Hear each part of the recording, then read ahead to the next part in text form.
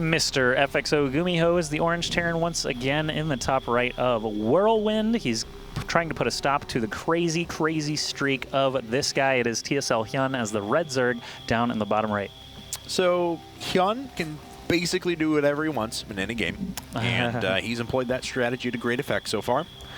We'll see if he continues forward here. The map is Whirlwind, as we mentioned. They are spawning vertical, and although it is rotationally symmetrical, it's so big that there's not a lot of easily accessible positional imbalances. A lot of Zerg players, if they're in this position, will just expand to this base rather than the pocket one here in the middle.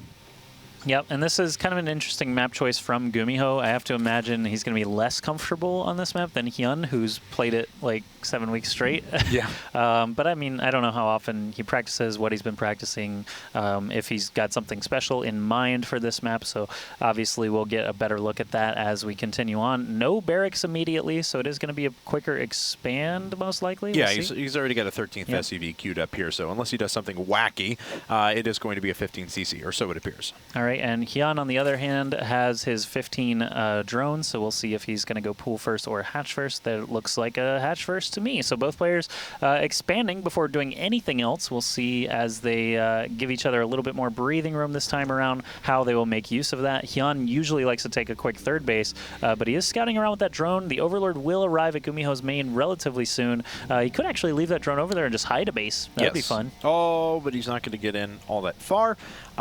Everyone drone, or I should say worker scouts clockwise as well. It's just the thing. People do it. And look at this. GuMiho actually get to go gas first afterwards. We even saw this at DreamHack a little bit. Some of the Terran players getting a little bit riskier and trying things like this after a quick expansion. We'll see if it works out for him. Of course, it is going to allow for a super quick factory. You don't have any units at the very beginning, but because the scouting is coming so late for HyuN, and he's just kind of going with his normal builds, gas right after his pool. And this is what we saw him exclusively play against Major and Alive. And what we saw him play in game number 1, I don't see why this is going to be, I don't see how this could be punished. Well, we'll obviously figure it out, or HyuN will try to figure out how to punish GuMiho. So first barracks is going to be done here soon. I mean, this, if they do give each other breathing room, obviously the onus is going to be on GuMiho to attack, because HyuN will just take his whole half of the map. If GuMiho sits back and does nothing, that's just allowing HyuN to make tons and tons of drones without actually having to make any fighting units until absolutely necessary. It looks like 6 Lings are going to come out now, though, for HyuN to perhaps try and test the water, or because this map is so huge, could be trying to just scatter them all over the map to keep vision for himself. Yeah, very possible, as he's got first 4 Lings did just pop up. Zergling speed is on the way. Second gas just now coming online for GuMiho, so he will be able to move into Cloaked Banshees very quickly as well. Like I said, he's not going to have that many units out there, but he will have Cloaked Banshees very fast. Yep, and once these are out, we'll obviously see how HyuN is going to react to this. We have seen Banshees used against him in the past and not really do too much damage. Obviously, against Alive and Major, he only lost 1 game to both of them combined, so I'm not even sure how that game actually happened or went through, but GuMiho at the moment should be able to ward these off. Yep, and GuMiho is going to get a look at that front line. I really like what GuMiho's doing, though. When a lot of people command center first, of course, even if they build it on the high ground, they'll float it down to the low ground very quickly. GuMiho, has to watch out, poor SCV, and that's going to go down, but we'll be able to lead the Lynx away for quite a while. Or not at all, and they'll just go back and the SCV will survive. So both of the things that I said are totally incorrect. But he's just keeping the second command center here so he can saturate his first base as soon as possible, and he'll be able to flood more over to the natural whenever it happens. He's not losing that much efficiency in mining, but he is ensuring that this stays up safe. He gets out more SCVs, and he can go ahead with this very aggressive tech strategy.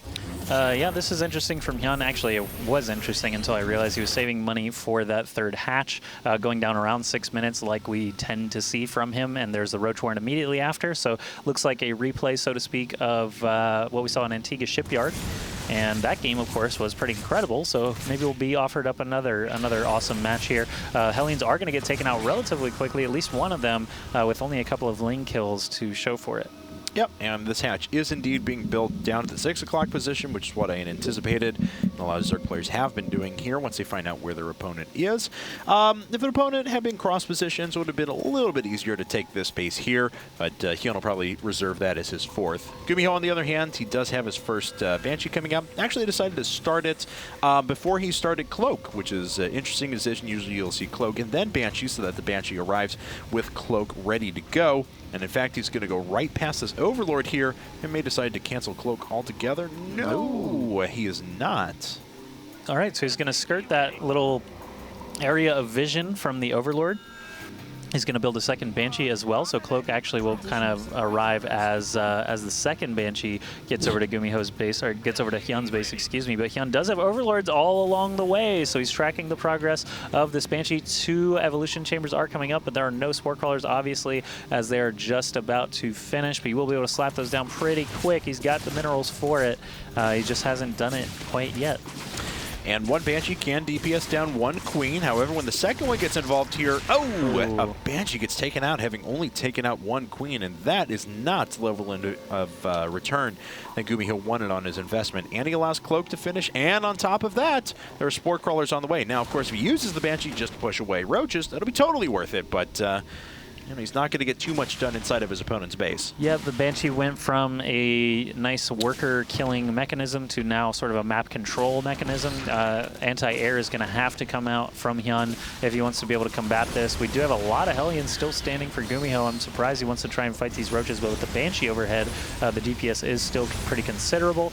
And Splash, of course, is always nice from those Hellions, but another Command Center is on the works for GuMiho, so he's going to be able to take a third base soon. And HyuN really doesn't have the tech in place. There's that layer so that he can start to tech toward more anti-air. There is a monster Marauder Hellion Banshee push coming out, though, and we see double armory, so of course GuMiho is moving into mech right afterwards. Still isn't going to get too much damage done with those units up at the front, and all the Hellions are being driven away. But with enough Banshees in the air and Marauders on the ground, he is going to have a very powerful push still coming. All right, so GuMiho with quite a lot of Hellions, these 2 Banshees overhead for the added DPS. He knows that there's not going to be a lot of anti-air damage, so that he can safely get those guys in to do a lot of work. We have this layer only about halfway done. Another round of drones in progress for HyuN, so he's got actually slightly less fighting units than he would probably like at this point. Yeah, and now the Banshees are cloaked overhead, but they're still seen, of course. There's a Spore Crawler and plenty enough range. Oh, those Zerglings largely waiting up to their death, but they do eat through the front line of Marauders. With another Marauder off to the side, though, there's still quite a bit of DPS sitting in this army. The Banshee does not go down. Oh, but there is one within range of the Spore Crawler. A little bit of a mistake there, but HyuN is losing a lot of workers. Oh, man, this is the most workers I think HyuN's ever lost in a single attack in Fight Club. That was so many that just got torched. So the Hellions still could just ignore the Roach, ignore the Queens, and go after that huge stripe of workers, but HyuN is going to repel this. He wants to keep these Hellions alive for later use. Obviously, if he gets Blue Flame Hellion upgrades, then he can be able to use those a little bit later on. The Banshee's just going to chill and watch for a little while, but let's look at workers lost. And it's 18 workers killed, pretty much all from that, that attack there. And that's all the damage that GuMiho needed to do at the beginning, at least, to be able to start to amass that mech army. They'll need to clear up his third base here in just a second, but I imagine he'll do that soon. Yeah, well, there you go.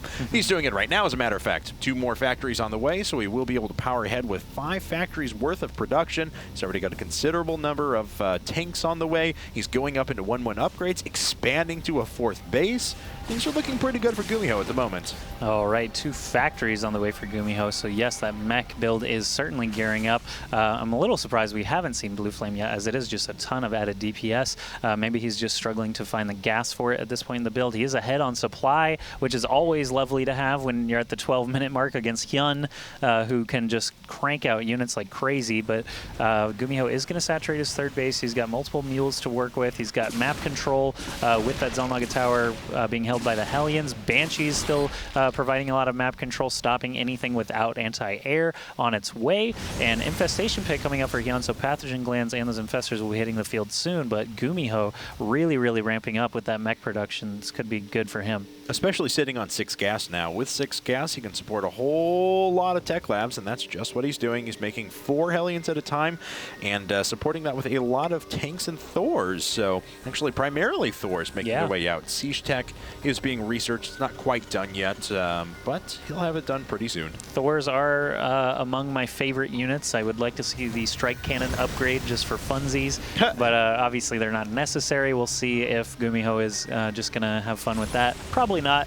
But it's still fun to see. It's like it just feels weird, man. If you're gonna build battle cruisers, you want to get the Yamato cannon. If you're gonna build Thors, right, why not get the thing that just smashes down units? It's so fun. But it is fun, but very costly. Yeah, it is costly, and obviously that can go to better use with more units, things like that. Strike cannon's 500 damage, man. How can you ignore that? Anyway, I just think the Thors look cool when they hunker down and like use the shoulder cannons and stuff. They're a pretty cool design unit. I always remember, because whenever it was a cooldown ability and not an energy ability, because we see Hive Tech Spire, a bunch of Infestors coming out once again, I always go back to the GSL game between, quarterfinals game between MC and Jinro. It was played on Scrap Station. Everyone was like, oh, MC has gone Mass Immortals, which he did because the game was played at a time when you could go Mass Immortals.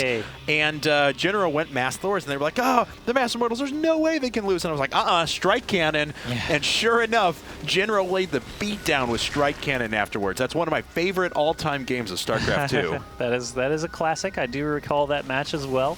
MC, obviously, that was an amazing season for him and for Jinro. Jinro did beat MC. At a time when everyone thought that MC was unbeatable. Yeah, so. and he still is because he's MC. If anytime he loses, it's because he wants to lose so that he doesn't make everyone else feel bad. Look at all these Lings and drones possibly going to be taken out by a couple of Hellions. No, actually, the Roaches are going to do some damage, but a lot of drones actually went down again. 24 lost compared to only 2 that HyuN has managed to kill. But now HyuN is starting to leave his base, really, for the first time with this first pack of Infestors and Roaches.